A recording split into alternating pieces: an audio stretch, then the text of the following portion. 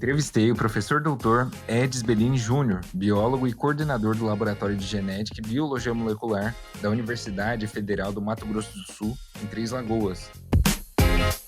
O laboratório é referência nacional no diagnóstico de hemoglobinopatias, reconhecido por autoridades nacionais e internacionais, como a Controlab e o CAP. Durante a entrevista, ele nos conta sobre a fundação, equipe e operação do laboratório. Explica sobre seu objeto de estudo, que são as hemoglobinopatias e hemoglobinas variantes, e ainda nos conta sobre a sua trajetória profissional, dentro e fora do meio acadêmico. Eu sou o Lucas Miguel, biomédico, analista clínico, e aqui, no canal do Homogeneizador, eu compartilho conversas com profissionais incríveis que eu tive a chance de conhecer. Essa é apenas a primeira de muitas. Não esquece de curtir o vídeo e se inscrever. Vamos lá? Para quem não conhece o laboratório também, aqui em Três Lagoas é engraçado porque é sempre um espanto, cara. Você está em todo evento grande de hematologia, o pessoal chama e ovaciona nos comentários e tudo mais, porque é um segmento muito específico em Três Lagoas, a capital da celulose mundial. E, é referência nacional no diagnóstico, cara, de hemoglobinopatia. É muito legal. E eu tive a oportunidade, né, de passar aqui um pouquinho, conhecer todo mundo, conhecer vocês também. Então eu queria que você primeiro apresentasse para o pessoal como que funciona, como que é a estrutura, a equipe que você tem, como que você trabalha. É engraçado essa pergunta, né? Porque assim, por que aqui em Três Lagoas, né? Um laboratório de referência em uma doença que, de certa forma, ela é considerada como rara, né? E um laboratório de referência nas análises que a gente tem, até no campo de assessoria de outros laboratórios e outras empresas do mundo afora. Isso acontece por alguns fatores, né? O primeiro, pela chance da gente criar dentro de uma universidade, né? Uma vez que conquistamos uma vaga de docente, né? A gente desenvolver as linhas de pesquisa que a gente atua, né? E pelo fato de ter passado aqui na medicina e ter dado a possibilidade de um espaço físico, eu trouxe essa linha que eu trabalho desde 2006, desde 20 anos agora? Desde a iniciação científica. Então, assim, eu coloco essa marca porque foi quando realmente teve a minha primeira bolsa de IC. Então, tudo bem que teve um pouco antes, mas o marco é 2006. E desde 2006... Você foi colocar a mão na massa ali, formalizado. Sim. Mas a gente coloca 2006 porque daí já tá tudo bonitinho no papel, tá? Mas desde 2006 eu trabalho com hemoglobinopatias. E aí a gente segue para pós-graduação, também na área do S-Fosform e tudo, e aí com mestrado, doutorado, e com a possibilidade de ter passado aqui no concurso, a gente montou esse laboratório. Então, eu me lembro que quando eu cheguei na universidade, vai fazer 10 anos agora em setembro, né? Esse prédio que a gente está aqui agora não existia, que é o prédio da medicina, né? Ah, é verdade. Depois que eu sabia que tinha um espaço para o laboratório de genética, mas não tinha nada e nem o prédio.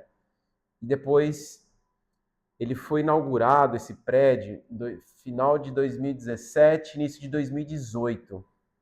Isso. E aqui não tinha nada, literalmente nada. Quando eu falo nada, é nem uma caixa de ponteira. Então, a gente começou a provocar tanto a UFMS como algumas parcerias de empresas multinacionais dentro da área de diagnóstico de hemoglobinopatias. E a gente começou a montar o laboratório. Então, a gente tem um marco formal dentro da universidade, que o laboratório ele foi institucionalizado em 2019. Então, a gente vai fazer... Na pandemia? Antes, um pouquinho antes da pandemia. A pandemia não tinha sido instalada ainda, mas foi antes. E aí a gente começou a estruturar o laboratório, a vinda de equipamentos, recursos, aprovação de projeto, e começamos a prestar serviço para essa área de diagnóstico, né? Então a gente tem o conhecimento na área já há muito tempo, diagnóstico molecular, conhecimento de cromatografia líquida de alta performance para as hemoglobinopatias, e a gente começou a fazer esses projetos de extensão, com prestação de serviço, e depois já começamos a inserir os alunos de iniciação científica, pós-graduação e por aí vai. E aí aconteceu a pandemia. Eita. Aí veio a pandemia, Dentro do curso da medicina, a gente tinha setores que estavam atuando na pandemia, então os alunos que já estavam para se formar anteciparam a formação de 6 meses, e aí nós, da área básica, nos organizamos para fazer diagnóstico molecular da Aham. Covid. Aqui no município tinha uma demanda, né, no Brasil todo, no mundo Sim, todo. sim. E foi quase que um empurrão, né? Para todo mundo que meio que ameaçava trabalhar com esse segmento já. Exatamente. Então, assim, a gente já tinha uma estrutura física, conhecimento, que é de biologia molecular, de PCR em tempo real, e aí nós provocamos de novo as esferas públicas, o Ministério Público do Trabalho e algumas associações, demandamos, via também prefeitura, outros órgãos de gestão municipal, enfim, um pouco estadual, federal principalmente, e a gente conseguiu ampliar, nós tivemos a primeira ampliação do laboratório, Uhum. e com a vinda de equipamentos para fazer Covid. Então, nós montamos uma equipe, então teve servidores, teve alunos que abraçaram a causa e a gente fez durante a pandemia as análises por padrão ouro, né, que é o Aham. molecular, e com isso a gente começou a prestar esse serviço também. Acabou a pandemia ainda bem, e nosso serviço de hemoglobinopatias continuou. Então, hoje, você perguntou sobre a equipe, né? Aham. Então, hoje nós temos alunos da medicina, de ciências biológicas na graduação. A gente tem alunos de pós-graduação, do mestrado, doutorado. Passaram aqui pessoas em pós-graduação. Agora a gente está recebendo alunos de fora, da Costa Rica, por exemplo. De fora do Fora do Brasil. Brasil, perdão. E para fazer estudos voltados para as hemoglobinopatias. Então, Uhum. basicamente, a gente tem eu sou professor coordenador do laboratório, mas nós temos outros professores também que eu acho que vai fazer sentido no que eu vou dizer agora. Aham. Então a gente tem a linha de pesquisa que é sobre as hemoglobinopatias, então a gente desenvolve técnicas moleculares, metodológicas, enfim, para fazer o diagnóstico de diferentes frentes voltado para as hemoglobinopatias. Essa Uhum. é uma linha de pesquisa. A outra é sobre o entendimento da fisiopatologia da doença falciforme.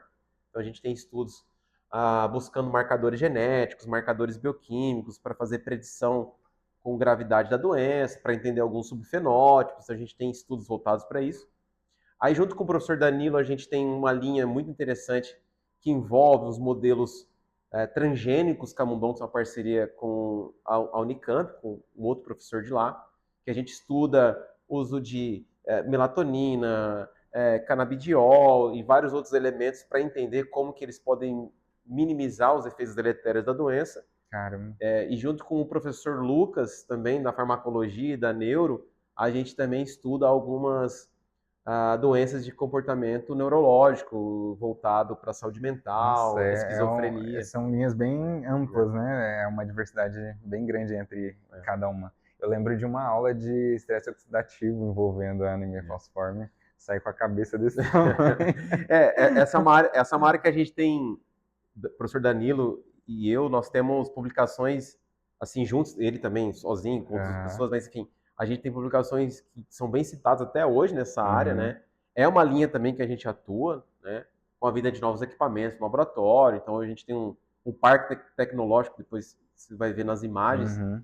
que nós temos equipamentos assim de altíssimo grau tecnológico, de alto desempenho. De alto patamar, alto desempenho. Exatamente. Tanto para o diagnóstico como para a pesquisa, né? Aham. E aí o que é comum para essas diferentes doenças, talvez não faça sentido para quem está nos escutando, é que todas elas têm um padrão de como que a genética e como o resultado desses genes atuam para a gente poder entender como que elas funcionam. Uhum. Então faz sentido quando é assim, né? E no caso aqui, o pessoal que trabalha aqui hoje, são quantos de iniciação científica, quantos de mestrado, doutorado? Boa pergunta. Todo ano a gente tem uma quantidade de bolsas que a gente pode solicitar. A gente passa por Uhum. processo de avaliação, desempenho, por aí. Mas professor, pesquisador, produtividade, são 3 vagas, e o que não é produtividade, 2 vagas. Então, por ano, a gente possibilita a entrada de 8 pessoas no laboratório. Caramba. Todos com bolsa. Uhum. Então, eles desenvolvem esses alunos, seja da biologia, seja da medicina. eles desenvolvem atividade de pesquisa aqui durante 12 meses. Então, a gente tem hoje fixo 8 alunos, mas vários outros que estão tentando entrar no laboratório, que são os estagiários observacionais que a gente fala, né? Sim. Então, ali a gente tem em torno de mais o dobro disso. Então, 16 alunos só Caramba, cara. da É uma iniciação. equipe bem grande, né? Isso só da graduação, Aham. né? Aí a gente tem de alunos de pós-graduação, nós temos ali mais 8, 9 alunos dentro do laboratório. Uhum. E nós temos 2 técnicos, né? Que também nos Da ajuda instituição. da instituição, Aham. técnicos concursados, que ajuda a gente Com as demandas com as da demandas do rotina laboratório. Não só da laboratório. pesquisa, mas também desse serviço que a gente presta, Uhum. né? Então, eu posso até falar um pouco mais sobre isso. Uhum. Então, o que faz hoje a gente ser referência é justamente apoiar alguns centros, né, do Brasil que atua desde a parte da triagem neonatal até mesmo de hemocentros que trabalham no ambulatório de hemoglobinopatias graves, como doença falciforme, beta-lacemia. Uhum. Então a gente recebe praticamente todos os dias amostras provenientes dos mais diferentes centros do país. Então a gente recebe amostras de Salvador, do Maranhão, aqui do estado, de alguns outros pontos isolados do setor privado, justamente para a gente decifrar o diagnóstico dessas amostras que vêm. E eu lembro que além desse serviço analítico que vocês fazem, você tem uma demanda também dessa parte de interpretativa, né? Ah, sim, sim. Utilizando o conhecimento que vocês É, têm, o know-how, a é, experiência, de outros países. Eu lembro sim, de casos que você sim. mostrou vindo de Dubai, É, enfim.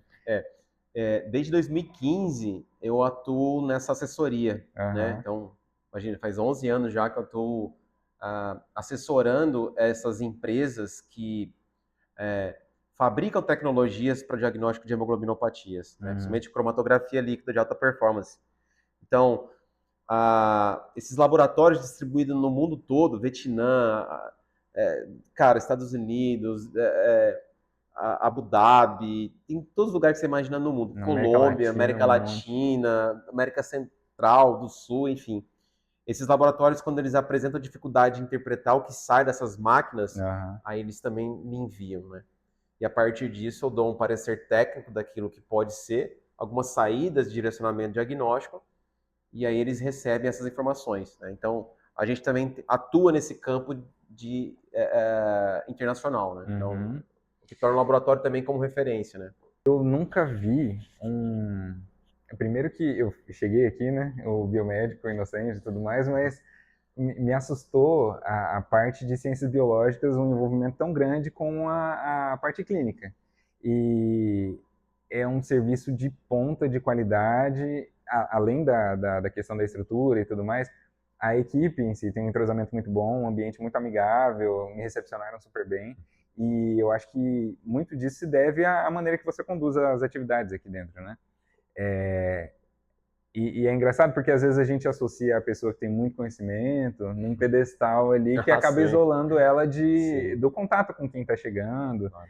E a, a, basicamente, o grande diferencial que eu vejo aqui, que eu não vejo em nenhum outro lugar, é você conseguir colocar isso no laudo. Então, além da questão diagnóstica, das impressões que a gente tem, você consegue transmitir isso para o médico, talvez para o laboratório, enfim, apresentar uma possibilidade de conduta, de como conduzir Sim, e direcionar melhor aquele paciente para que ele receba o tratamento sim. adequado. Eu digo isso porque no meio diagnóstico, no laboratório, a gente sempre fica no impasse de falar muito ou não falar nada. Então tem laudos, tem laboratórios que emitem laudos com textos gigantescos Sim, que o médico lê, não entende nada porque é muita informação que sim, acaba direcionando para muitas coisas, ou outros que já são muito determinantes. sim.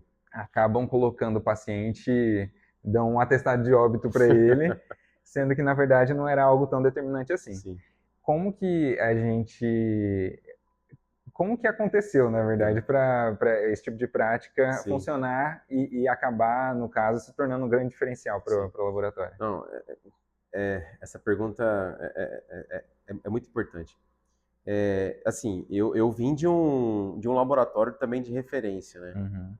Na Unesp de São José do Rio Preto, onde fiz meu mestrado, doutorado, enfim, passei um bom tempo da minha vida de pós-graduação lá. E eu aprendi muito, né? E eu acho que muitas coisas a gente vai conquistando e vivenciando na prática. E uma das coisas que eu sempre tento fazer, né, e fui construindo com o passar do tempo, é fazer a inversão de papéis. Quem que vai estar recebendo esse laudo, né? Porque às vezes a gente sempre joga a culpa no outro profissional. Às vezes acontece isso. É o mais fácil, né? É, É o mais a fácil, gente, gente. ó, toma essa bomba. E eu acho que não, porque assim, tudo bem que às vezes é a função daquele outro profissional pegar aquele resultado e interpretar, mas eu penso sempre na pessoa que precisa dessa atenção. Então, o que com esse tempo eu fui construindo? Na genética, eu não sei tudo. Aham. A genética é muito ampla. Dentro das hemoglobinopatias, eu também não sei tudo. E é muito difícil. A mesma coisa para o hematologista, ou para qualquer outro médico, ou qualquer outro profissional da saúde. Se ele não é da área, fica muito difícil ele interpretar aquilo e colocar na prática. É o que você falou. Se for um texto muito complexo, ou se for muito pontual, aquilo não vai servir para nada. Então eu faço essa inversão de papéis. Falo assim, meu, se eu tô com uma criança da triagem natal, com poucos dias de vida, que apresentou esse perfil inconclusivo na triagem, eu, por meio das análises que eu estou fazendo laboratoriais, confirmado por análise molecular, o que que aquilo pode dizer para o médico ou para o profissional que vai atender essa Aham. criança? Então eu tento deixar daquilo que os testes não me permitem, deixar com a maior clareza possível. É claro que essa construção não foi do dia para a noite, né? Sim, Então, sim. muito desses laudos eu fui apresentando para amigos, para hematologistas, para colegas que trabalham na área, para dizer assim, ó, isso aqui, o que, que te diz isso? Vocês acham que essa construção, ela é uma construção que ela pode ser reproduzida? Você acha que é muita coisa? Então, foi construindo com o Uhum. tempo. E, obviamente, eu acho que essa inversão de papéis é fundamental. E principalmente ter o feedback de outros profissionais, né? Sim, com Acaba certeza. dando um norte pra É. gente também do que fazer, né? Aí, assim, e essa construção, ela só foi possível, penso eu, por a gente estar dentro de um ambiente, né, que é da universidade, que sempre é de aprendizado, né? Então, não que a gente não conseguiria fazer isso em outro Sim, cenário, aham. mas a gente hoje dentro do laboratório a gente tem essa abertura de poder fazer essas construções de uma forma mais cautelosa, Sim. né? Então, se fosse talvez um setor que tudo é válido, né? No setor Aham. privado, a resposta tem que ser outra. Então, é prazo, a demanda é alta, tem que, enfim, você tem algumas respostas que você tem que dar que é diferente de um campo que Sim. é o laboratório. Aham. Então, e essa visão de que é um conhecimento que está sendo construído. Eu sempre passo isso para os alunos, né? Que eles estão em formação constante sobre isso. Então, todos que passam aqui, a gente sempre tem essa cativar mesmo, ó, é assim que se constrói, é assim que se faz. Dentro das possibilidades, assim, ó, vamos ver um cenário de prática, como é que funciona, vamos ver como que é na ponta, ó, o hematologista mandou isso aqui, olha só como que é a dúvida dele, olha como a gente pode responder. Então, essa construção, esse link de laboratório clínico, link laboratorial é fundamental. E é muito legal que você, apesar de estar dentro de uma universidade, em Três Lagoas, uma universidade federal, a gente sabe que, querendo ou não, recursos acabam sendo um problema, Sim, eventualmente, mas ainda assim vocês conseguiram fazer um serviço de qualidade e com uma estrutura muito louvável aqui dentro. Apesar disso, vocês têm informações, têm contexto clínico do paciente, sim, dados e tudo mais. Eu carregava uma impressão muito grande das minhas primeiras experiências em laboratório, principalmente laboratório particular. É uma ilha em cima de uma montanha, um laboratório lá quietinho, sim, perdido, que você não tem informações do médico, não tem informações do paciente, querendo ou não, um pouco refém da questão da demanda claro. também e fluxo, enfim. Mas para a gente conseguir chegar nesse ponto da interpretação, não que a gente precisa se comprometer com o diagnóstico em si, né, de bater o martelo, porque isso é Claro, papel do médico, mas a gente saber o que a gente está fazendo, né? claro, Saber para onde a gente está olhando naquele paciente a partir da amostra. sim, O contexto é fundamental, né? não, com certeza. Informações clínicas e tudo mais. E eu vejo que hoje mais presente e tendo contato com outros profissionais nesse segmento laboratorial, eu vejo que isso é pouco comentado. Sim. pessoas que têm um pouco mais de conhecimento, um pouco mais de experiência, acabam sempre tendo que bater nessa tecla. Gente, qual que é o contexto dessa imagem que você está me mandando, desse caso que você está falando?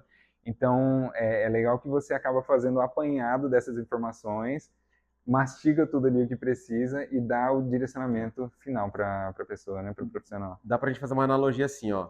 Quando você vai fazer uma ressonância do joelho, você sempre preenche um monte de informações antes, que é o contexto.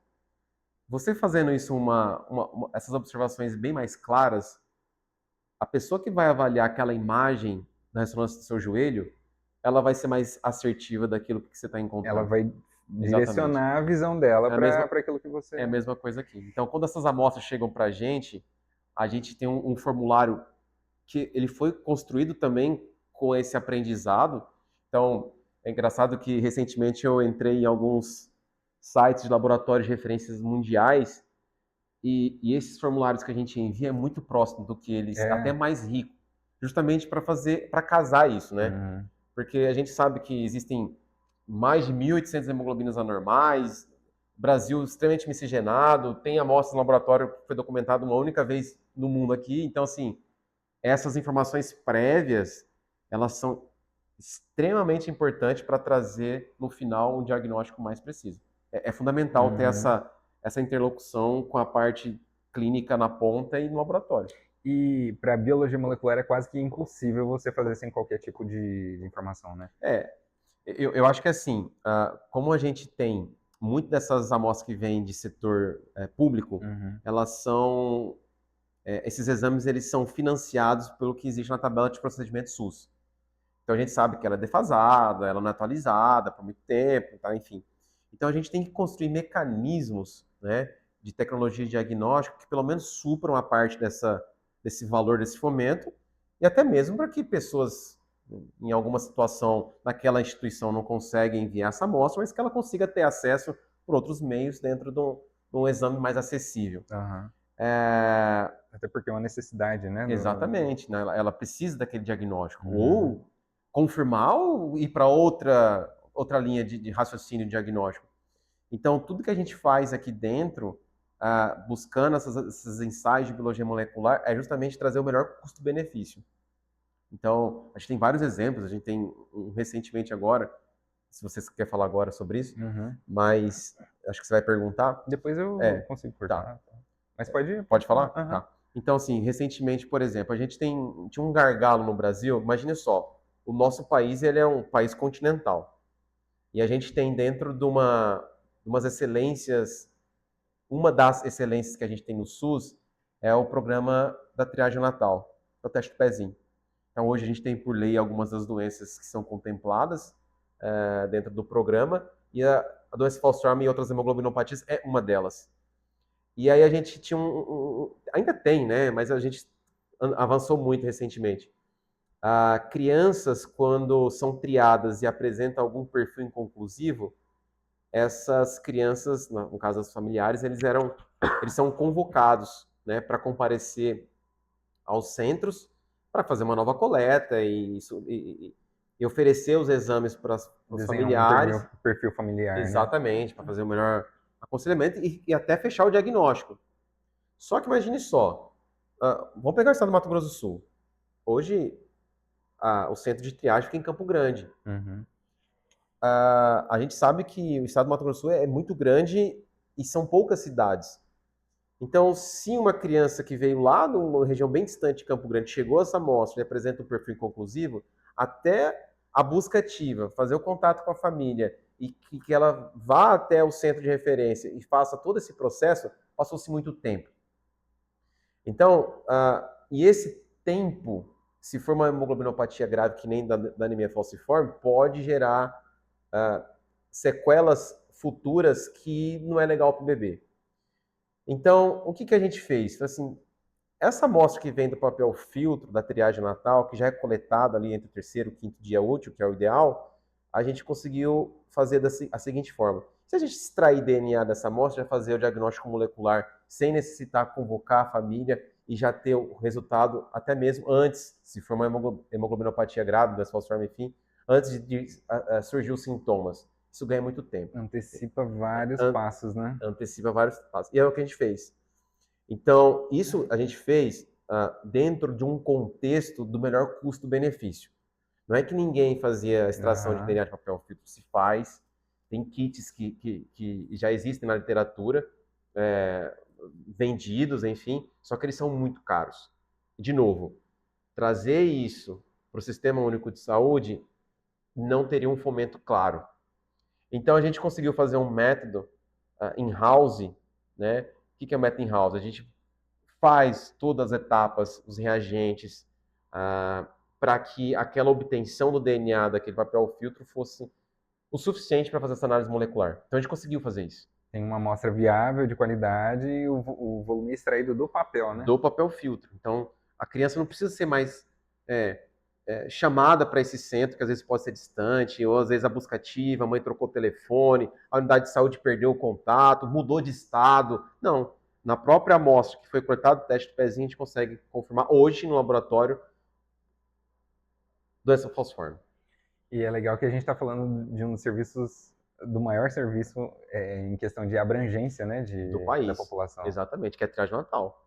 Hoje a gente tem uma cobertura ali na média nacional de 86%. Caramba, cara. É muito bom. Assim, pô, mas não é 100%. Não, não é, porque tem muito desses dados que vem que vai para o setor privado que não é alimentado. Às vezes perde um pouco desse. Não tem a paridade de informações, exatamente. Compartilhamento. Se o país fosse menor, com certeza esse número poderia ser maior.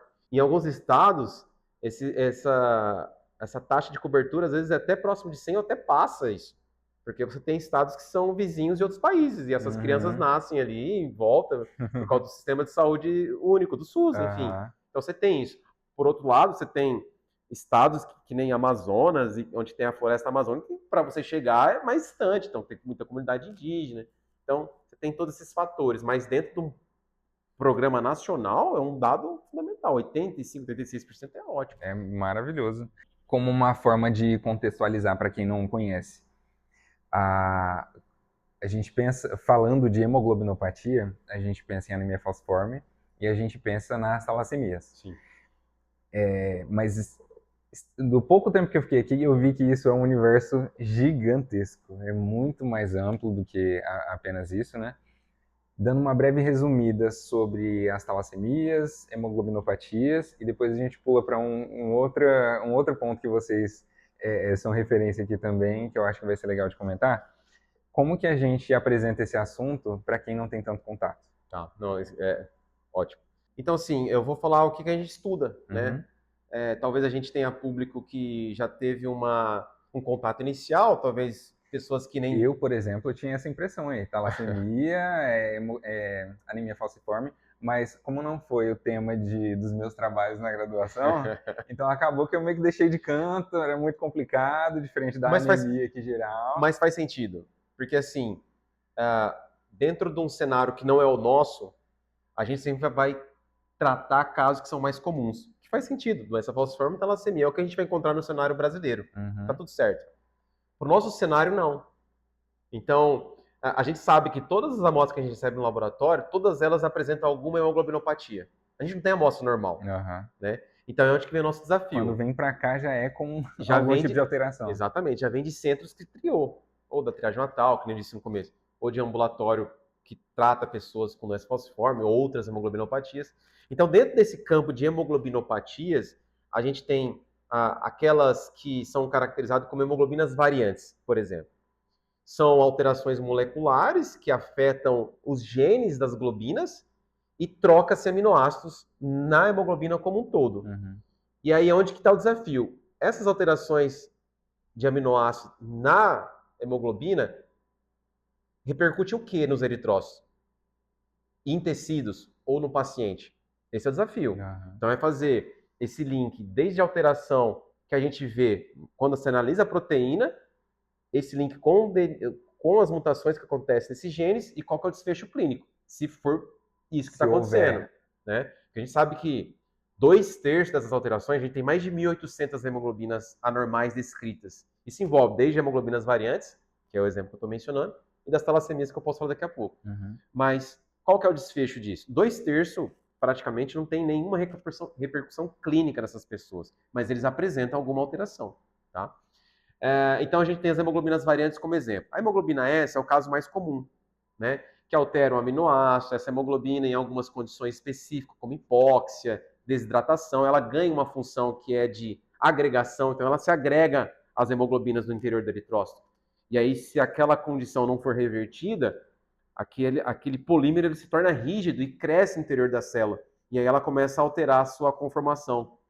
Desestrutura citoesqueleto, proteínas de membrana, e ela fica na forma de foice. O endotélio Aí começa a ter as prejudicado. repercussões teciduais, Aham. disfunção endotelial, se for uma hemólise, tem toda a liberação descontrolada do interior intraeritrocitário para a circulação, seja uma hemólise intra ou extravascular, tem desfechos diferentes, e aí dependendo de como isso acontece, pode desenvolver um quadro mais grave hemolítico, outros associados a processo de vasoclusão, você tem uma inflamação crônica nesses pacientes, aí você tem várias outras manifestações clínicas. Isso só de uma hemoglobina S. Uhum. Só que Existem várias. E o problema, assim, metodológico e laboratorial, é que essa hemoglobina S ela pode se combinar com várias outras, e aí é que o desafio.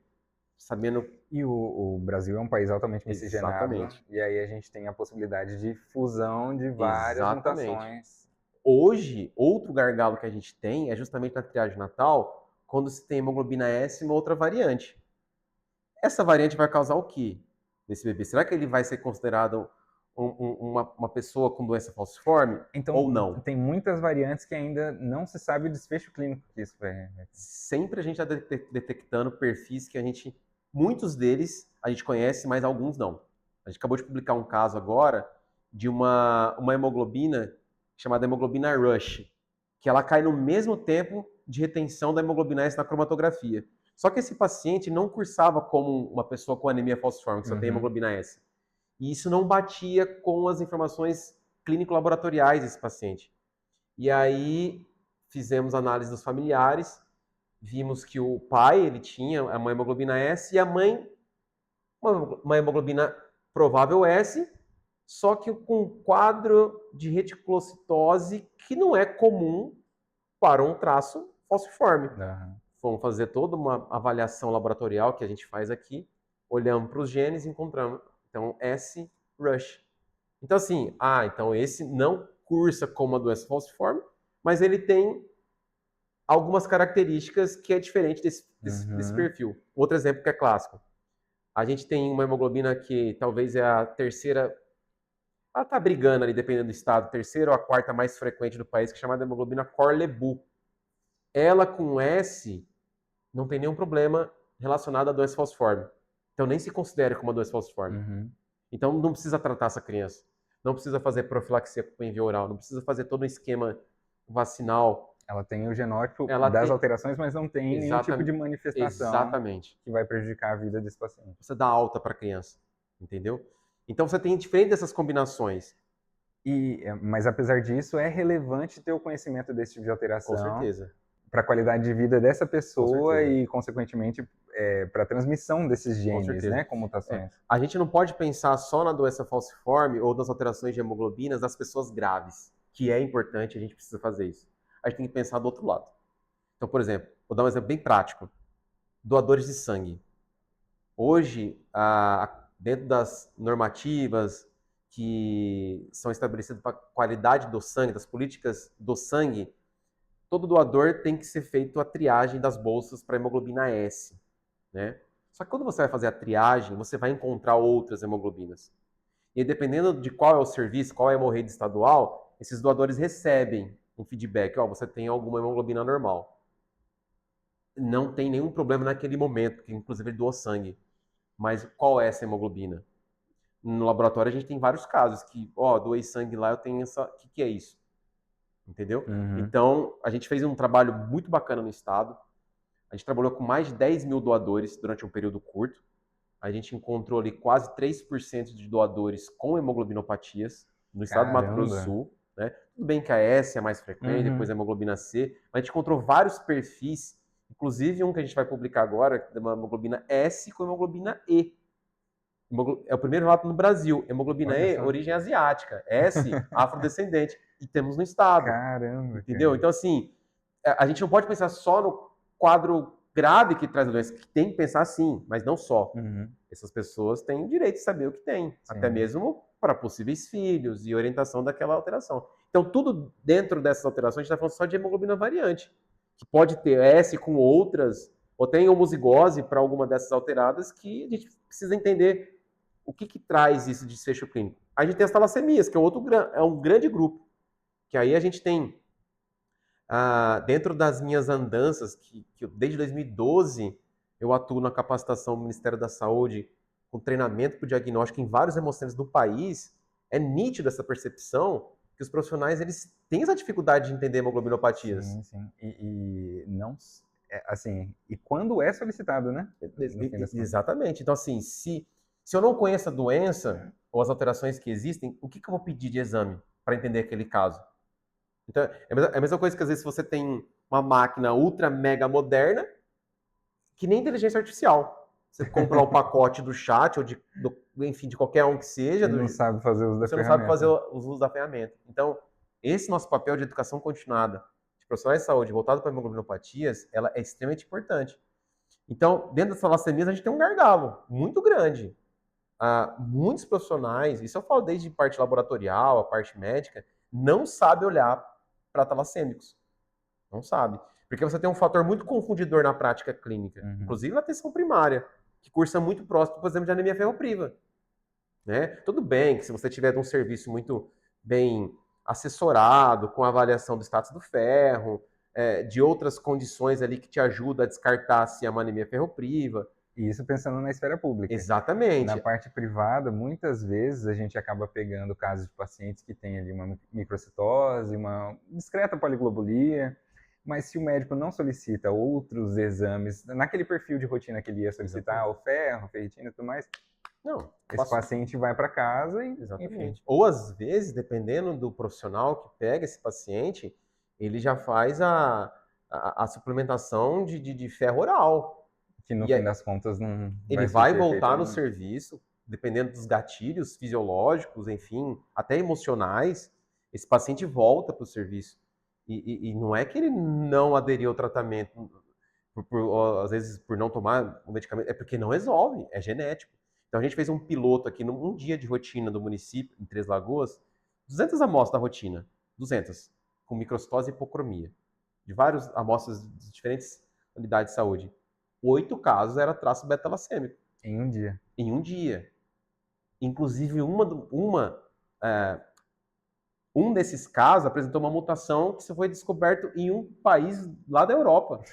E o outro daqui. Caramba, cara. Exatamente, camada lesão, a gente tá para publicar. Em Três Lagoas. Em Três Lagoas.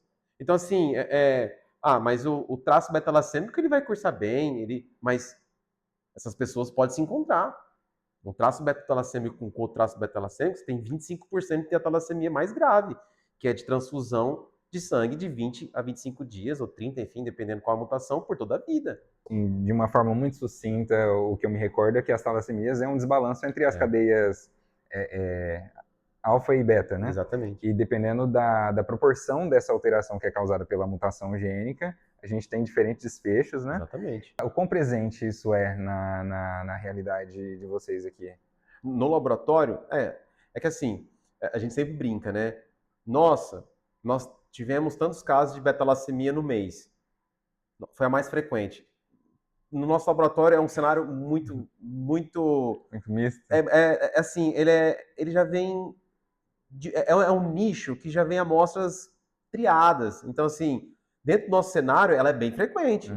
As talassemias como um todo, elas são bem frequentes. Agora, para a população como um todo, a gente não sabe. A verdade, a gente não sabe. A gente tem estimativas de alguns centros. A gente tem ali uma alfa-talassemia, principalmente a 3.7, que ela varia de 5% a 25% pelos estudos que falam. Aí você tem vários tipos de alterações, 1, 2 ou 3, enfim, dependendo de qual. Aí de beta-talassemia a gente não tem um cenário, a gente tem estudos isolados. Então, falta a gente olhar para isso. Sim. Né? Mas as talassemias, ela tem esse problema dessas mutações que você mencionou, que causa realmente esse desequilíbrio da quantidade de cadeias que gera eritrócitos pequenos, né, com pouca hemoglobina, e eles hemolizam, né, porque essas cadeias em excesso precipita e hemoliza.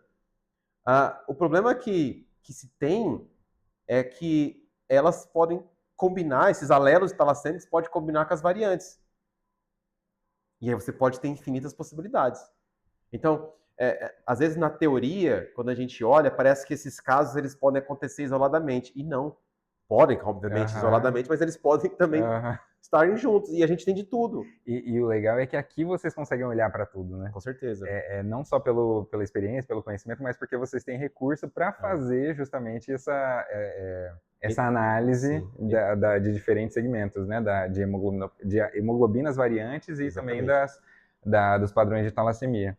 Vocês sentem esse impacto do serviço que vocês realizam aqui? No fim das contas, acabam recebendo feedback de desfecho? Sim, não. Quando a gente começou,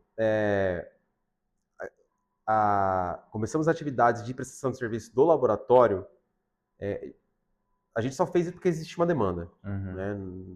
A gente gosta na área que a gente atua, isso, né? A gente tem informações aqui de profissionais que seguem essa área, mas a gente tinha uma demanda. Uma demanda que não estava sendo assistida. E essa demanda continua. Muitos desses centros que hoje a gente assessora, né, isso no Brasil e até de fora, fez com que outros fossem sensibilizados para que olharem para esse público. Exatamente, para ampliar um público para a gente assisti-los, né? E não só de instituições, mas de pessoas. Eu vou dar um exemplo real, recente. A gente recebeu uma amostra de uma Secretaria Municipal de Saúde. Eu não sabia que essa cidade existia, fui lá depois no Google, mas a cidade se chama Carnaúba dos Dantas, do Rio Grande do Norte. Ou seja, nosso trabalho chegou lá, numa cidade de 6 mil, acho que depois posso até conferir, não sei. Mas é uma cidade pequena do Rio Grande do Norte que chegou até lá o que a gente faz. Eu não sei exatamente qual o caminho que chegou essa informação lá, mas uma profissional que estava atendendo uma criança olhou com um olhar mais criterioso, provavelmente é uma talassemia, essa amostra chegou pra gente e era um caso de uma criança que rodava no serviço, ninguém sabia o que era. Fechava um diagnóstico. A gente fechou o diagnóstico e deu certo. Então, assim, isso é um dos exemplos não tem preço, não né? tem preço. Então, quer dizer, tá chegando. Né? E tem um impacto real. Tem impacto. Que vocês conseguem ainda receber esse tipo de retorno, né? Exatamente. Assim, essas métricas, elas são, assim, não são que nem uma ciência exata, né? A gente consegue avaliá-las por meio de subjetividade, mas pelo menos tá vendo que existe alguma coisa. Então, por exemplo, constantemente a gente leva trabalho para congresso, nós somos convidados para palestrar sobre esse assunto. Publicações em revistas de renome. Então, assim, convite de algumas esferas governamentais para falar do que a gente faz. A gente ser convidado para constituir grupo de gestão em saúde. Então, por exemplo, hoje eu faço parte do GT de linha de cuidado da doença falciforme no estado do Mato Grosso do Sul. Então, faço parte do grupo do CAT, de talassemia, do Ministério da Saúde. Então, quer dizer, esses convites que são veiculados, no caso no meu, mas para o laboratório, é pelo trabalho que a gente faz. Então, a gente tem acordos de prestação de serviço para centros de relevância nacional. Minas Gerais, Salvador, Alagoas, Maranhão. Então, eu estou falando de alguns que me veio na mente assim, mas que mostra que a gente começou com então a gente tem vários outros, né? E fora algumas demandas de alguns hematologistas da região sul, sudeste, que, estamos com alguns casos aqui que a gente não consegue decifrar, mandamos para alguns laboratórios, não fechou o diagnóstico, e vou mandar para vocês, e aqui a gente tem a última contagem que eu fiz, a gente tem 97% de conclusão de diagnóstico. Caramba. Esses 3 a 4%, vamos colocar assim, são casos que a gente não sabe mais o que faz. E é muito interessante que é um serviço laboratorial que está do começo ao fim do processo. Exatamente. Eu, no laboratório de análises clínicas, tenho a impressão que a gente está mais ou menos ali no meio termo, mas dificilmente a gente tem um retorno sobre o desfecho do caso do paciente. Às vezes nem é caso de desfecho, é um exame eletivo ali. Sim. Esse olhar que a gente tem do começo ao fim, ou seja, a gente acompanha todo o histórico clínico laboratorial do paciente, que talvez a gente não consegue ver em alguns laboratórios privados, talvez no hospital é mais claro, porque você está assistindo o vê o paciente, paciente, está acompanhando ele, mas a gente tem essa responsabilidade científica para trazer esse cenário desses casos mais complexos, que às vezes pode ser frequente, a gente não sabe, e demonstrar para a população. Talvez para uma clientela bem específica, seja hematologista, seja biomédico, farmacêutico que trabalha em hematologia, mas a gente tem que mostrar, ó, existe esses casos no Brasil. E de novo, mas são raros. Mas a gente também estuda doenças raras. E essas doenças raras, não de hemoglobinopatias, essas doenças raras também são importantes. Sim, né? A gente não pode negligenciar porque são raras, né? A gente sempre olha assim, mas não é frequente, mas ela não deixa de ser importante. Né? Então, eu acho que o nosso olhar mudou muito. Não no nosso laboratório, que sempre foi diferente, mas como saúde pública mudou-se muito. Não só no Brasil, mas fora também. Sim. A gente sempre tinha aquele olhar meio de apagar o fogo com casos que estavam gritando nas portas dos hemocentros, dos hospitais, de hemoglobinopatias graves, mas a gente tem outras coisas. Tem vários casos no laboratório que a gente vai publicar esse ano que ninguém conhecia. São casos de anemia que não fecha talassemia, não fecha doença falciforme, e é um conjunto de uma hemoglobina que é de algum lugar bem distante daqui que foi descrito, uma mutação talassêmica de outro lugar descrito que estão aqui no Brasil. E aí, se você olha o histórico familiar, são brasileiros. A descendência da origem dessas mutações é bem distante. Você não consegue nem traçar. Ou seja, é de 5, 6 gerações. Caramba, e elas estão aqui. Consegue fazer esse link para estabelecer uma relação, né? Uma coisa que eu queria comentar, levando um pouco para o lado laboratorial, acho que a palavra hemoglobina está presente em 2 exames principais: hemograma e na hemoglobina glicosilada. Essas hemoglobinas variantes podem impactar de alguma forma a maneira que a gente dosa a hemoglobina glicada e principalmente, né, acaba influenciando no diagnóstico do diabetes desse paciente. O que pode acontecer? Para responder essa pergunta, a gente tem que entender o seguinte, que esse processo de ligação da glicose nas cadeias beta das hemoglobinas, ela acontece não só das hemoglobinas normais, quanto das hemoglobinas anormais. Então, vai ter hemoglobina glicada em pessoa com doença falciforme? Vai ter. Não é que nem da hemoglobina A, mas vai ter. Então, hoje, os métodos laboratoriais para dosar a hemoglobina glicada, eles têm que estar sendo sensíveis o suficiente para entender essa quantificação da hemoglobina glicada, independente se é de hemoglobina variante ou de hemoglobina normal. O olhar padrão para quem está no laboratório é segmentar os setores do laboratório. Então, a gente não relaciona algo que é de hematologia com a pesquisa bioquímica. Então, no fim das contas, se a gente está fazendo uma pesquisa para diabetes e tudo mais, junto com a glicose ali, a gente não vai relacionar com esse tipo de alteração. A gente quer o resultado da hemoglobina em porcentagem, a glicose estimada média, e no fim das contas, se a gente não relaciona, não tem um olhar mais crítico para isso, junta com um hemograma para talvez ter a suspeita de algum tipo de alteração, esse raciocínio nunca acontece, né? O que pode ajudar nesses casos é ver qual o método que está sendo utilizado para dosar a hemoglobina glicada. Tá? Então, por exemplo, existem ensaios cromatográficos que, independente da hemoglobina variante, se ele tiver um traço falciforme, um traço para hemoglobina C, um homozigoto para hemoglobina S, independente de qual seja a condição do perfil de hemoglobinas, ele vai te mostrar o que é glicado. Então, eu sei que existem equipamentos para isso. Entendi. Tá? Existem alguns outros que ele vai te mostrar assim, ó, esse equipamento é para dosar glicada, só que apareceu uma hemoglobina variante. Dependendo da hemoglobina variante, ela interfere na hemoglobina glicada. Aí você tem que partir para um outro método. Então, por isso que eu falo, se você for trabalhar com hemoglobinopatias, com hemoglobina glicada ou com qualquer outro marcador, você tem que conhecer muito bem a sua ferramenta de diagnóstico. Ela pode ser a melhor do mundo, Uhum. mas tem que conhecer ela. Porque mesmo que ela seja a mais nova, a mais cara, porque a gente sempre tem essa relação, né? Sim, Porque o sim. mais caro é o melhor. A gente sabe que todas elas têm uma limitação e tem pontos. E no próprio manual do fabricante eles mostram, ó, toma cuidado com isso, toma cuidado com aquilo. Eles deixam claro pra gente, Pelo né? menos, não o cara que vende às vezes, mas no manual, enfim, naquilo que foi a credenciado ou registrado na Anvisa, ele tem Uhum. que mostrar isso. Então tem. Se você olhar todos os manuais, ele vai te mostrar essas minúcias que você tem que controlar. Então, de novo, voltando para a hemoglobina glicada, como a gente está conversando. É, existem várias hemoglobinas variantes, principalmente hemoglobina J, alguma coisa, que de certa forma elas influenciam para alguns equipamentos nas dosagens da hemoglobina glicada. Uhum.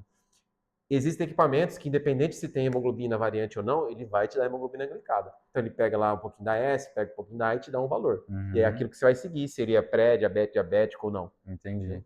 E, no fim das contas, a ideia é que nós, os profissionais do laboratório, sejamos as cabeças pensantes, né? O cérebro por trás do equipamento.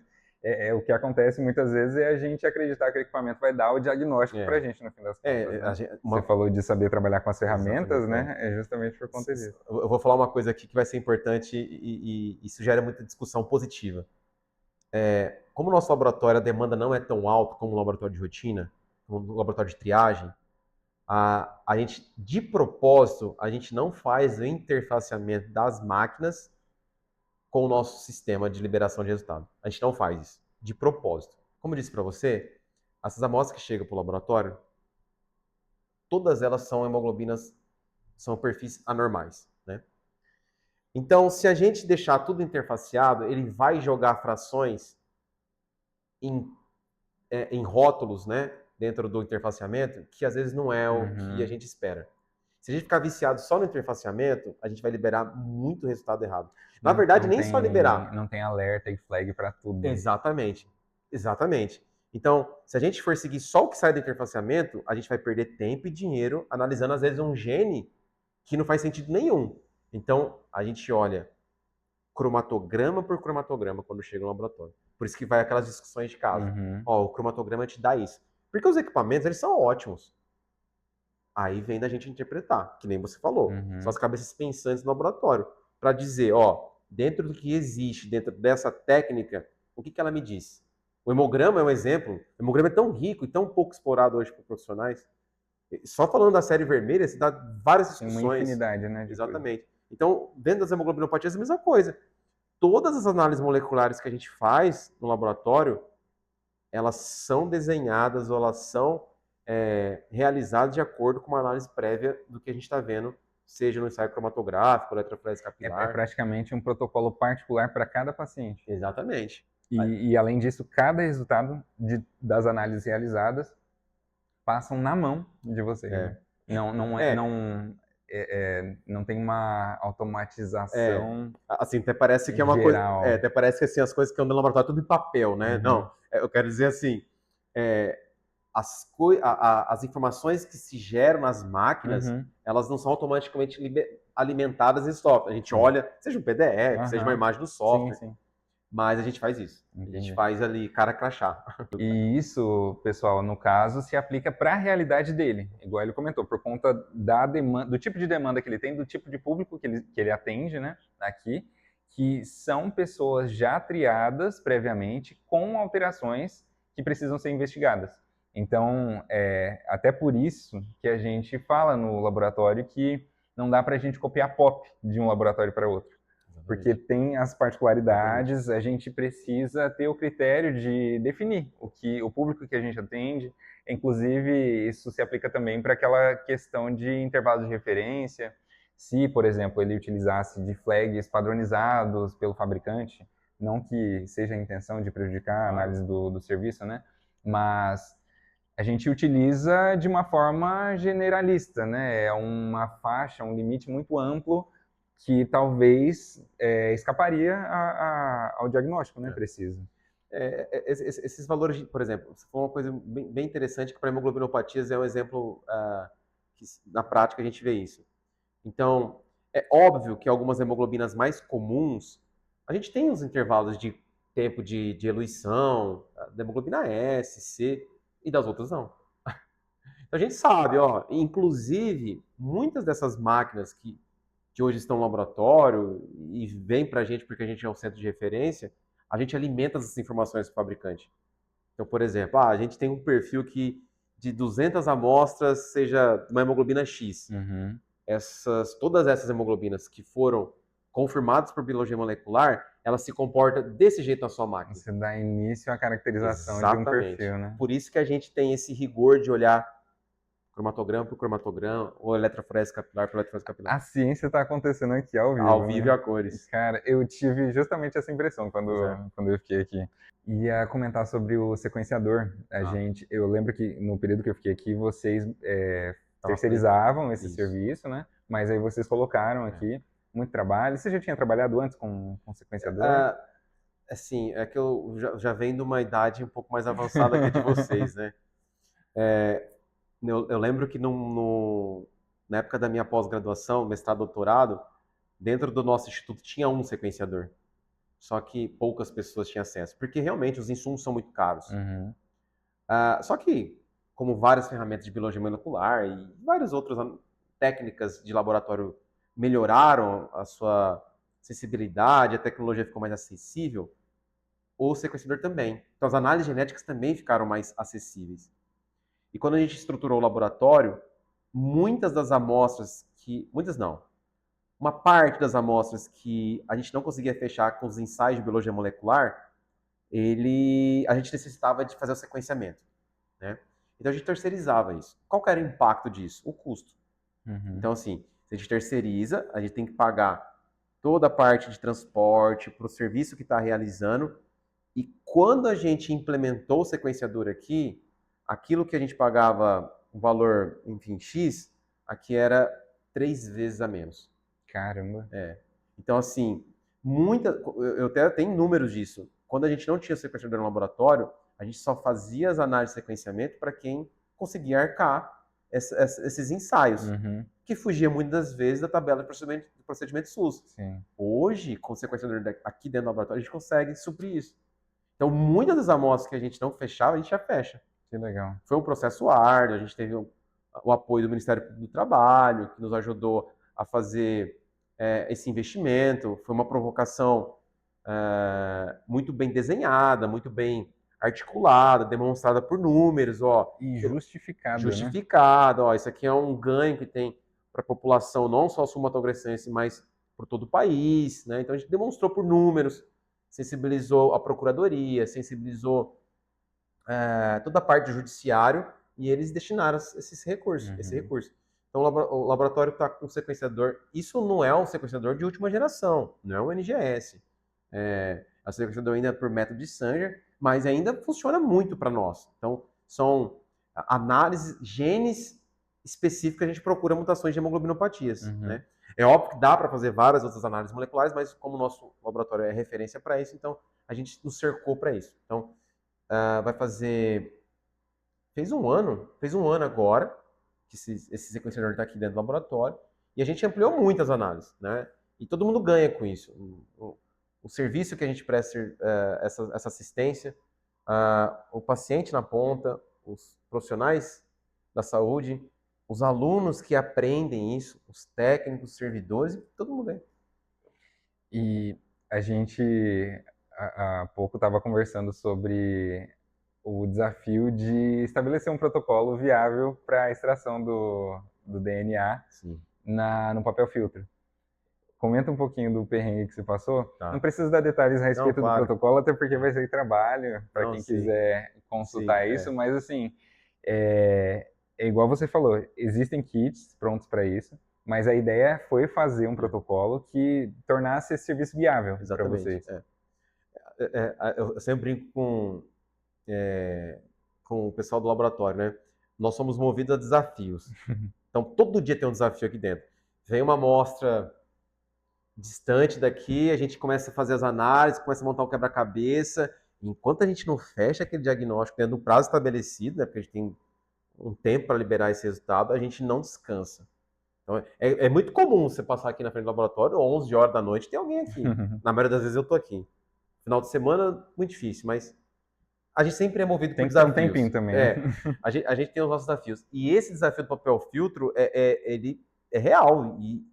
E a gente tem, como já expliquei, essa dificuldade de logística, país grande, enfim. Mas não só isso. A gente quer alavancar um pouco dessas análises moleculares e até oferecer isso para países que não têm condição de fazer análise genética, e essas amostras vêm para a gente em papel filtro.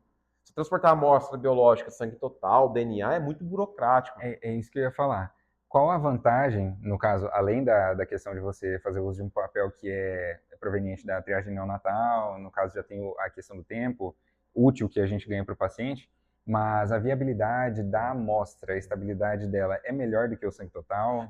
Assim, o sangue, a gente sempre tem que pensar assim, ó, quanto maior o número de células disponível de DNA, para a gente é melhor, né, no método de extração. O sangue total é a melhor forma. Por conta do volume viável de amostra que a gente consegue utilizar. Exatamente. Vou dar um número assim, só para poder exemplificar, para vocês entenderem.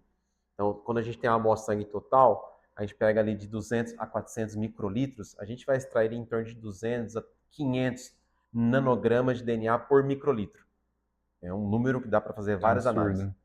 No papel filtro, isso cai dentro de duas circunferências de 5 milímetros, isso cai para 15 a 30 nanograma por microlitro. Você tem que saber o que você vai fazer com aquela amostra. Exatamente. Então, assim, você tem dentro de uma circunferência, imagina, uma circunferência de 5 milímetros, a quantidade de leucócitos que você tem é bem pequena do que seu sangue total. Mas aí você tem várias barreiras que você quebra usando papel filtro. Você pode transportar dentro de rigor de transporte de amostra biológica de uma forma mais fácil. Você não precisa armazenar. Então, assim, você tem vários fatores que facilitam isso. É mais rápido. Imagina, você vai 10 amostras de sangue total, você vai precisar de uma caixa grande, de um país para o outro, de uma região para outra. Sangue total, você precisa de uma carta. E a questão também do descarte desse resíduo biológico acaba também gerando custo. Exatamente. Otimiza muito, né, o processo, no fim das contas. O pouco conhecimento que eu tenho, que eu me recordo assim de pronto, eu lembro da diferença dos protocolos de rotinas de biologia molecular em diversos laboratórios, indo para a perícia, na recuperação de amostras provenientes de tecido, papéis e tudo mais, na dificuldade e na extensão dos protocolos para tentar enriquecer e pegar aquela minúcia de DNA disponível, né? Mas você sabe que essa sua fala foi a que eu usei no laboratório para o desafio. Eu falei assim, gente, se extrai DNA de cadáver, de bulbo capilar, de amostra que ficou no sol, amostra, sei lá, esquecida de dinossauro, extrai DNA de osso de dinossauro, e é real. Por que a gente não vai extrair de papel filtro? A gente vai extrair. De novo, existe kit para isso, mas a gente quer tornar algo execuível. Porque se fosse num mundo maravilhoso, todo mundo tivesse recurso, ótimo. A gente tem uma extratora automatizada, a gente coloca o kit lá, que vai sair 80, 90 reais por amostra, e todo mundo tinha acesso. Mas a realidade não é essa. Então hoje, eu não fiz o levantamento ainda de valores, mas bem provável que saia menos que 5 reais uma extração que a gente padronizou. Caramba. Então olha a diferença. Dá mais trabalho? Dá. Você demanda mais tempo, você demanda mais etapas, mas pelo menos você consegue... Você entrega o serviço. Exatamente. Você assiste pessoas e serviços que precisam disso. Eu acho que isso é fundamental. Você tira o fator limitante, que é essa questão do custo, né? Exatamente. Sim, a gente comentou bastante coisa técnica, mas eu gosto muito, eu particularmente tive muita dificuldade na parte pessoal, na parte de pessoas. Sim. No segmento profissional. Então, eu aprendi muito com as experiências que eu tive, vendo outros profissionais também, e a imagem que eu tinha da parte acadêmica, vendo relatos, vendo outras pessoas, pesquisando programas de mestrado, doutorado, e os relatos iniciais que apareciam era o meu orientador, e tudo mais. E eu imagino que seja uma realidade, tem muitos casos, mas assim, a imagem que eu tive aqui foi completamente diferente, cara. A todo momento parecia que eu estava numa utopia. Tanto da maneira que você lida com o pessoal aqui, mas também da da cultura que eles carregam aqui, trabalhando, né? Então, é um espírito de companheirismo e ajuda mútua que é muito presente e torna tudo muito, muito legal, muito viável. Eu queria que você comentasse um pouco de como você, querendo ou não, a gente tem que atribuir isso a você, que é a cabeça. A equipe acaba refletindo a maneira que a liderança atua, né? Como que você consegue colocar isso em prática aqui? Ó, eu vou começar assim. Existe essas mensagens, existe, tá? De pessoas que tiveram problemas com relação orientado, orientador, enfim, orientando e orientador. Isso Já existe. vi relatos absurdos, né? Exatamente. Só que eu sempre falo pro pessoal daqui do laboratório, a gente passa mais tempo com os alunos, né? Ou seja, até os alunos conosco, do que com os nossos familiares. Então, se você pegar a quantidade de horas por dia que você passa com eles e com a sua família, é mais com eles. Então, não faz sentido que esse vínculo ele seja turbulento, tóxico. Eu acho que isso não faz sentido. E não só isso. Quando a gente faz essas orientações, quando a gente ensina esse pessoal, a gente também aprende. E eu aprendo muito, né? E dá para ver várias coisas. Os meninos chegam com algumas vivências de IA, de software, que eu não sei nem clicar. E a minha diferença de idade, assim, talvez não é tão grande, Aham.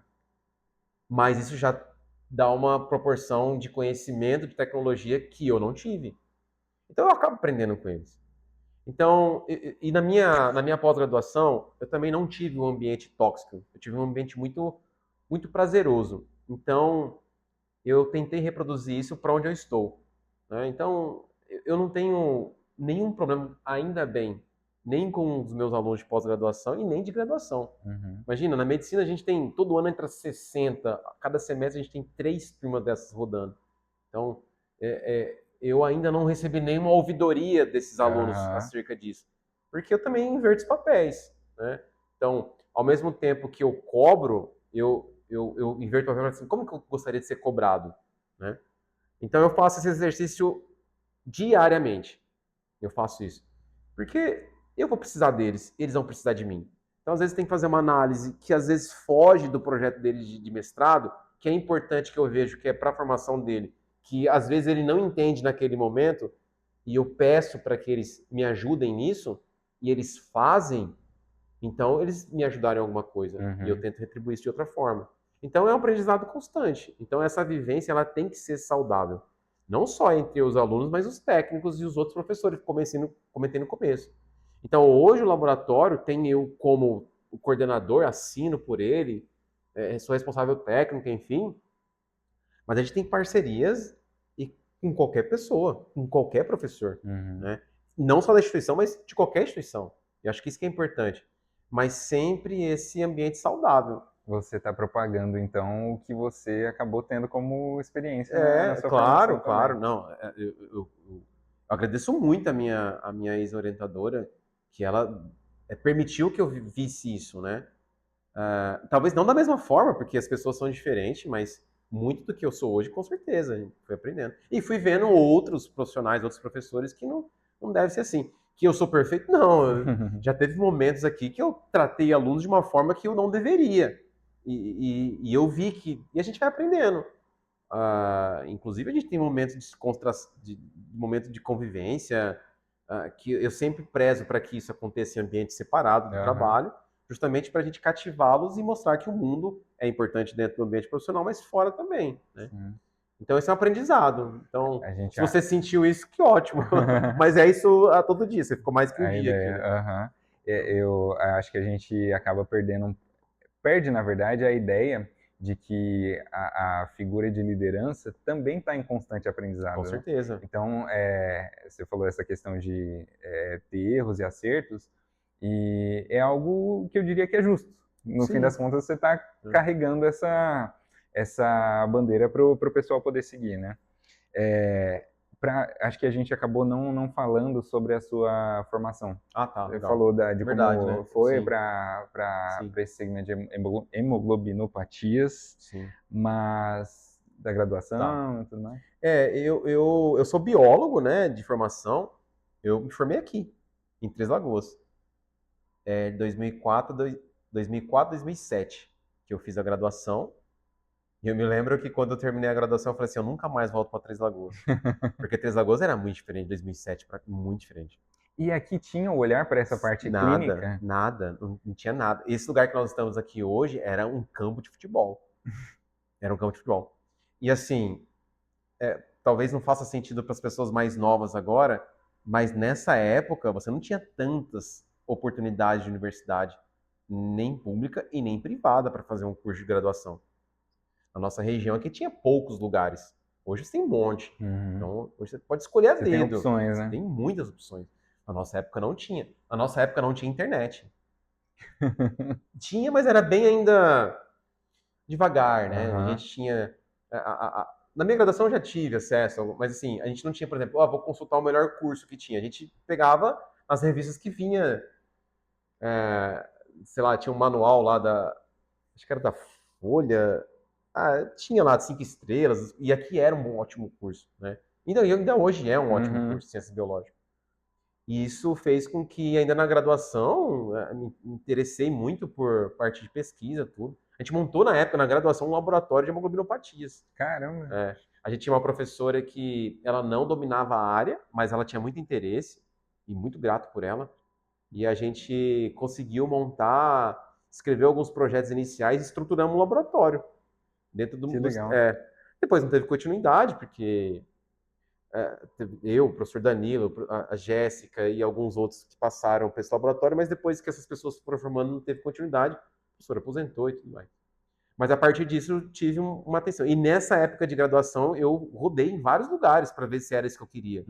Então eu fui fazer estágio em laboratório de análises clínicas, que o estagiário de análise clínica faz o que no começo? Análise de fezes e análise de urina. Sim. Fiz muito, durante 45 dias. Caramba. Até para depois eles passarem para outro setor. Fiz. Fui fazer estágio no Hospital das Clínicas com o professor Paulo Saldiva, de poluição ambiental. Foi esse professor que, olha que interessante, ele que mostrou para os estudos que a redução de circulação de carros em São Paulo melhorava a condição do ar e, consequentemente, alguns benefícios respiratórios, por aí vai. Que hoje é senso comum. Ele que defendeu por A mais B que tem que ter rodízio de carros em São Paulo. Caramba, cara. Então, eu passei por lá, que era uma área que me interessava também, que era poluição ambiental, tudo. Mas rodei um pouco na bioquímica, mas aí eu cheguei na hemoglobina, que até hoje. É isso que eu falo que o marco é 2006, né? E aí, nesse tempo também fui estagiar no laboratório onde eu fiz o mestrado. Nas minhas férias eu ia para lá. Então você conseguiu experimentar um pouquinho de... Meu primeiro resumo de congresso foi avaliando invertebrados. Você vê. Porque eu tinha que conhecer. Como que eu vou escolher alguma... Então, eu não conheci nada da ciência biológica. Você tem um mundo para conhecer. Né? Mas eu não queria mexer com bichos, eu não queria mexer com plantas. E aí voltou para a parte humana que me interessou e fui seguindo. A mestrado fiz na Unesp de Rio Preto, com bolsa, né, do CNPq, doutorado também, com bolsa CNPq, trabalhando com doença falciforme. Nesse meio tempo, rodei esse Brasil a convite do Ministério da Saúde, porque o laboratório era de referência também, diagnóstico.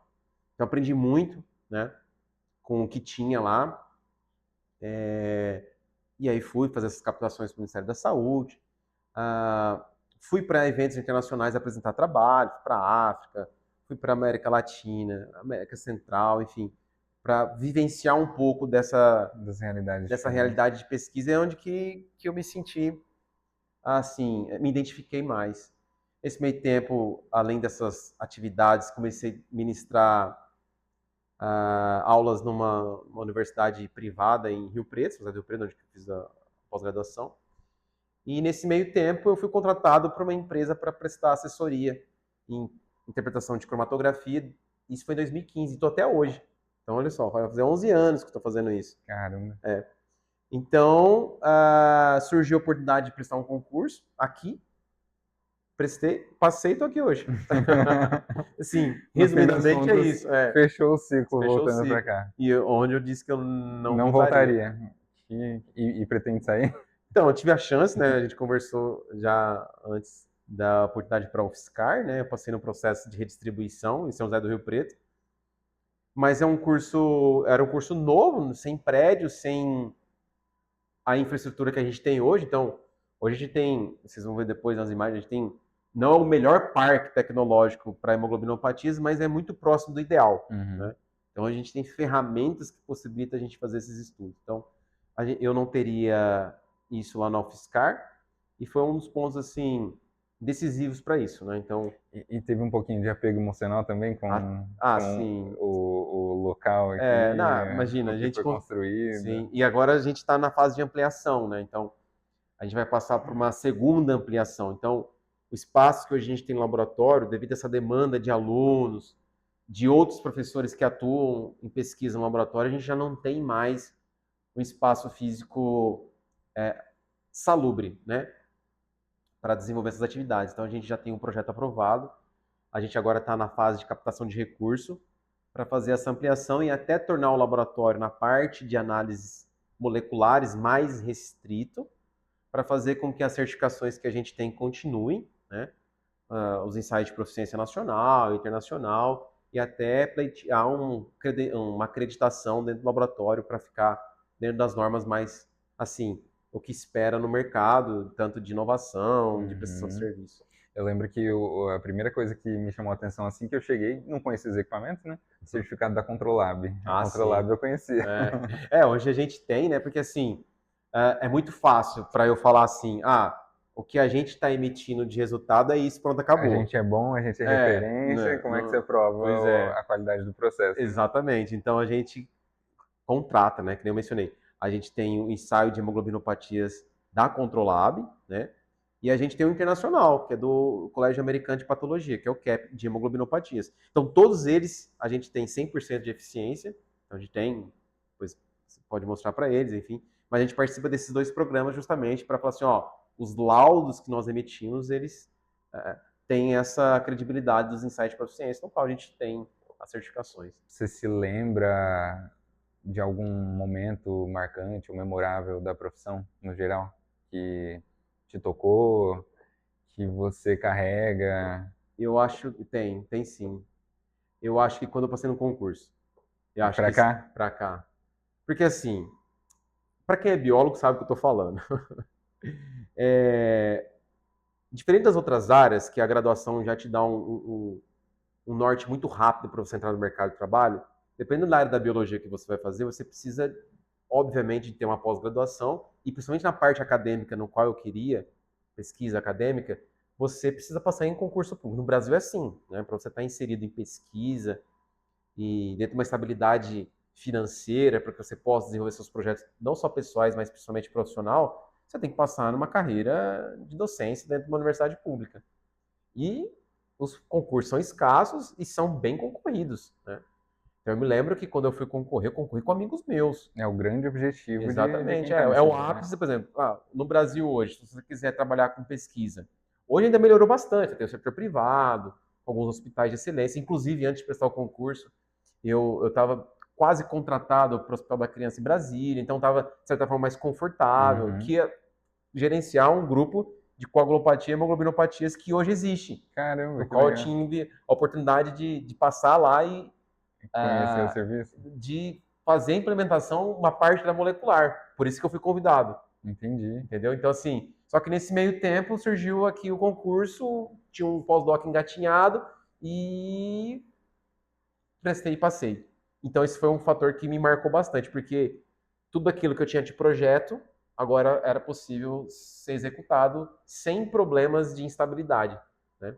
Então, eu não precisaria estar preocupado se aquele semestre iam me contratar ou não na universidade que eu dava aula já há mais de 3 anos.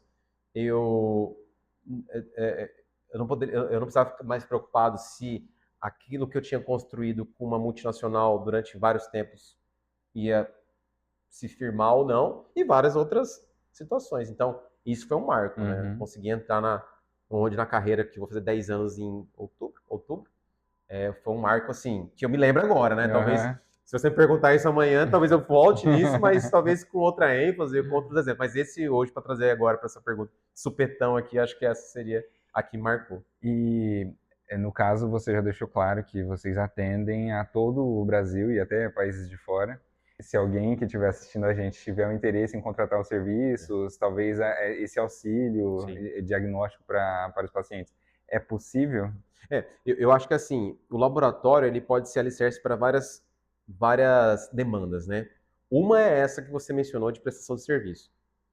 A gente tem, sim, a gente tem uma fundação que gerencia todo o recurso do laboratório. Então, tudo que entra e sai do laboratório, ela é gerenciado por uma fundação, que no caso é a FAPEC no estado. Né? Isso é comum acontecer nas universidades públicas brasileiras. Né? Uhum. Os recursos arrecadados de projetos que não é de fomento CNPq, da CAPES, de qualquer outro órgão governamental, você tem as fundações de apoio. Então, a FAPEC, ela gerencia todo o nosso recurso.